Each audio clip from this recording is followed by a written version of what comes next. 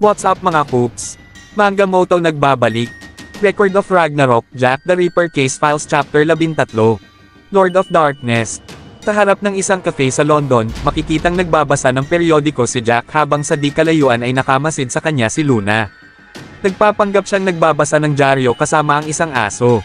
Nagdududa siya sa ginagawa ni Jack at nagsalita na siya na parang kinakausap ang hayop sa kandungan niya. Pinagtataka niya kung bakit nandoon sa harap ng cafe si Jack, at kinakabahan siya na baka umurong na si Jack sa paghanap sa lalaking may Ouroboros tattoo. Tinabi pa ni Luna na wala silang alam tungkol kay Jack, at ang tanging alam lang ni Luna ay malapit na kakilala ito ni Mama Anya. Sigurado siya na sa ngayon ay kailangan niyang bantayan si Jack. Sa isang banda ay lumabas na si Alice Becker, ang cafe waitress, para tanungin si Jack kung ano ang nais nito. Nilahad naman ni Jack na nais niya ng isang slice ng apple pie at isang tasa ng Darjeeling tea. Bigla naman dinagdag ni Jack na bigyan siya ng dalawa sa bawat isang sinabi niya at nagtaka si Alice kung bakit niya nasabi iyon dahil mag-isa lang si Jack sa mesa. Dito na nilingon ni Jack si Luna at itinuro siya na dapat pagbigyan ng isa sa mga sinabi ni Jack. Nagulat naman si Luna dahil alam pala ni Jack na nandun siya, at ngumiti naman si Alice sa nangyari. Sumang-ayon naman siya sa sinabi ng lalaki at sinabing kaibig-ibig ang kasama ni Jack. Tinabi naman ni Jack na masarap kasi ang apple pie ng cafe na iyon kaya sigurado ang lalaki na magugustuhan din iyon ni Luna. Nagtanggal naman si Luna ng kanyang sombrero at sunglasses habang pinupuri niya na napansin siya ni Jack. Pero tinanong ni Luna kung bakit ito nakaupo at kumakain ng apple pie.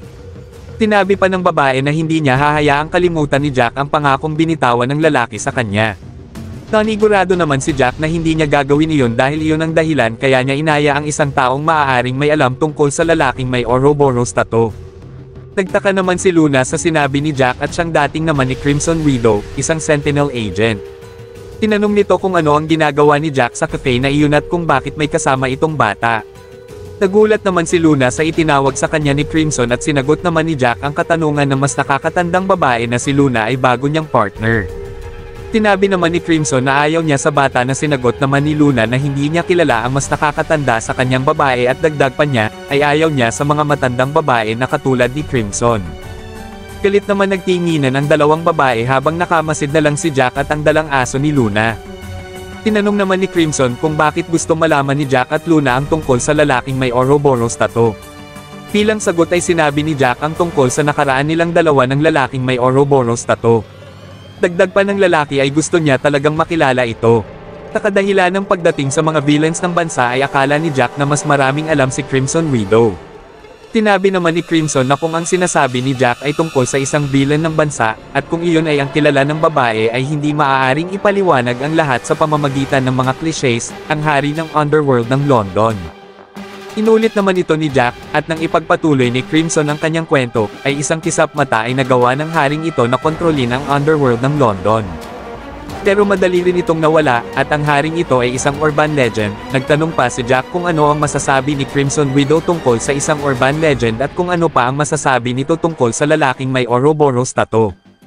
Nagkwento naman si Crimson na 10 taon na ang nakakalipas ng ang lower echelons ng London na magkakahiwalay noon ay napag-isa, at nakaluklok sa taas ng mga ito ay ang lalaking may Ouroboros tattoo sa kanyang leeg.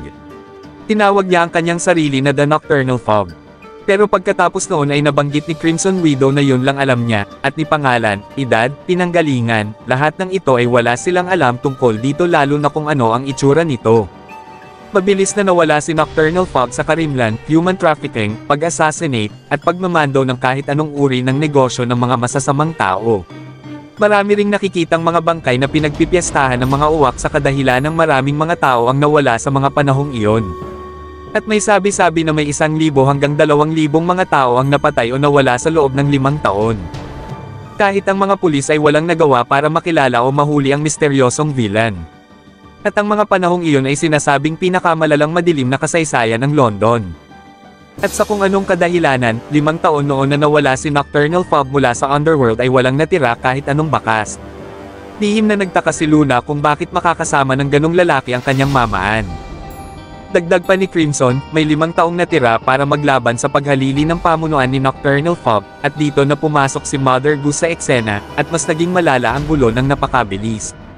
Sa isang banda, meron naman daw sabi-sabi na nananatiling nasa control ni Nocturnal Fog ang underworld ng palihim. Nasabi rin ni Crimson na hindi niya alam kung anong koneksyon ni Jack sa Nocturnal Fog, at dahil hindi karaniwan ang pagkakaroon ng Ouroboros tattoo sa kahit sino sa London, wala nang saysay kung hahanapin pa nila ang isang nawawalang Nocturnal Fog. Pero, pinaalalahanan ni Crimson Widow si Jack na maaaring sa sandaling makita nina Jack at Luna si Nocturnal Fog ay baka yun na ang pagkakataong mamamatay si Jack. Natutuwa naman sa tinura ni Crimson ang lalaki dahil napakaswerte niya pag nagkataon. Dahil paniguradong maganda ang kulay niya. Nagtaka naman si Luna sa sinabi ni Jack, kaya tinanong niya ang lalaki kung sino ba talaga siya. Dahil na rin ito sa nakikitang ugali ni Luna na ugali ni Jack, at wala rin siyang alam sa pinaggagawa ni Crimson. Pati na rin kay Jack, ay sinabi ni Lunang wala rin siyang alam dito. Kaya nakiusap si Luna kay Jack na kailangan ng lalaking sabihin ito kay Luna, na sila ay mag-partner. Wala rin naman nasabi agad si Crimson o si Jack sa tinura ng batang babae. Pero maya-maya ay pinaalalahanan ni Crimson Widow si Luna na makinig ito sa sasabihin niya, na dapat siyang matalinong pumili ng magiging partner niya. Dagdag pa ni Crimson, ay hindi niya dapat pagkatiwalaan si Jack. Takadahilan ng may sariling kagustuhan si Jack, at gustong niyang makamit ang mga ito kaya marami siyang napatay na mga tao. Na isa siyang masamang mamamatay tao, at dito na nagtapos ang chapter 13. Ang pagkakaroon ni Crimson Widow ng kaalaman tungkol kay Nocturnal Fog ay nagpapahiwatig na may malalim siyang koneksyon sa mga pangyayari sa underworld ng London. Siya ay isang Sentinel agent at may seryosong pagtutol sa pagtutulungan nina Jack at Luna, lalo na sa pagkakaroon ni Jack ng mga personal na kagustuhan na maaaring magdulot ng panganib. Ang karakter naman ni Nocturnal Fog ay isang misteryosong villain na nagdala ng krimen at kalupitan sa London. Ang pagkakaroon ng Ouroboros tattoo sa kanyang leeg ay nagbibigay sa kanya ng tanyag at kabantugan sa underworld. Siya ay nagtulak ng madilim na panahon sa kasaysayan ng London at nagdulot ng takot sa mga mamamayan. Ang pagbanggit naman kay Mother Goose ay nagpapahiwatig ng pagdami ng mga problema sa London at ang kanyang papel ay maaaring magdulot ng mga malawakang komplikasyon. Ang pagsasanib puwersa nina Jack at Luna bilang magka-partner ay nagpapakita ng pangangailangan na magtulungan upang matunten si Nocturnal Fog. Ngunit ang pag-aalinlangan ni Crimson Widow at ang pagtuturo ni Luna sa kakulangan ng katiwalaan kay Jack ay nagpapakita ng tensyon sa pagitan nila. Ang mga pag-aalala tungkol kay Jack ay nagpapakita ng kanyang madilim na reputasyon bilang isang mamamatay tao. Ang pangarap ni Jack na makilala si Nocturnal Fog ay may kasamang panganib, at ito ay isang aspeto na nagpapalakas sa kanyang karakter. Sa kabuuan, ang mga kaganapang ito ay nakafocus sa pagpapakita ng mga komplikasyon sa kanilang misyon, ang pagkakaroon ng mga misteryo, tensyon, at personalidad ng mga karakter ay nagbibigay buhay sa kwento at nagpapalabas ng kanilang mga pag-asa at takot habang hinaharap ang mga pagsubok. At dito na nagtapos ang chapter, sana po ay ma-share nyo rin sa iba itong content natin, malaking tulong po ito sa akin, maraming salamat po. Kung mahilig ka sa Record of Ragnarok, like and follow our page para updated ka sa kwentuhan. Abangan ang susunod na kabanata. Salamat.